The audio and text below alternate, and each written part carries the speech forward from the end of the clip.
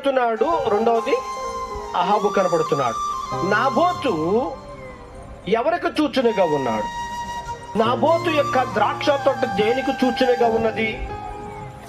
నాబోతు ద్రాక్ష తోట మీద కన్ను వేసేటువంటి అహాబు ఎవరికి సూచనగా కనపడుతున్నాడు?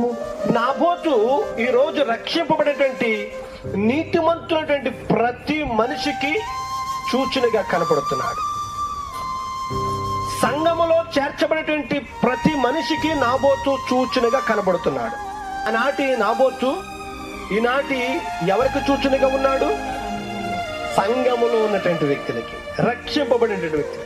నాబోతుకి ఏమున్నదండి? ద్రాక్ష తోట. ఈ ద్రాక్ష తోట దేనికి సూచనగా ఉన్నది?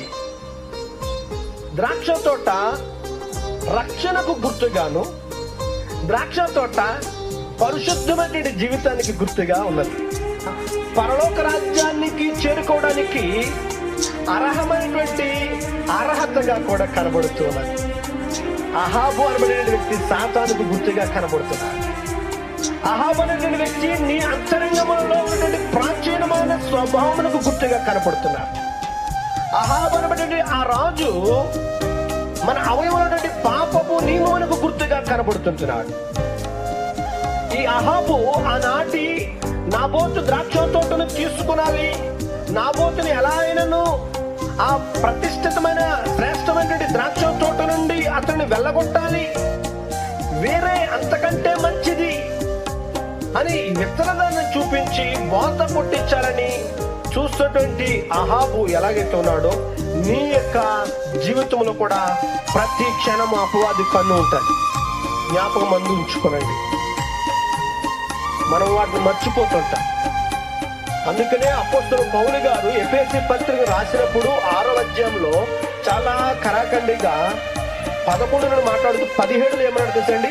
అపవాది వేయు అగ్ని బాణాలను పేరు పెట్టాడు. బాణము అని అనలేదండి.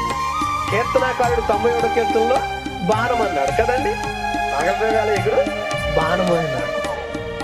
కానీ పౌలు గారైతే బాణానికి ఏముందని చెప్తున్నాడు? అగ్ని అని చెప్తున్నాడు కదండి. దుష్టుని అగ్ని బాణాలు అంటున్నాడు. ఖచ్చితంగా రక్షింపబడే ప్రతి వ్యక్తి తన పరిశుద్ధతను కాపాడుకోవలసిందే. కారణం ఏంటంటే అతని మీద అపవాది కన్ను ఉంటుంది.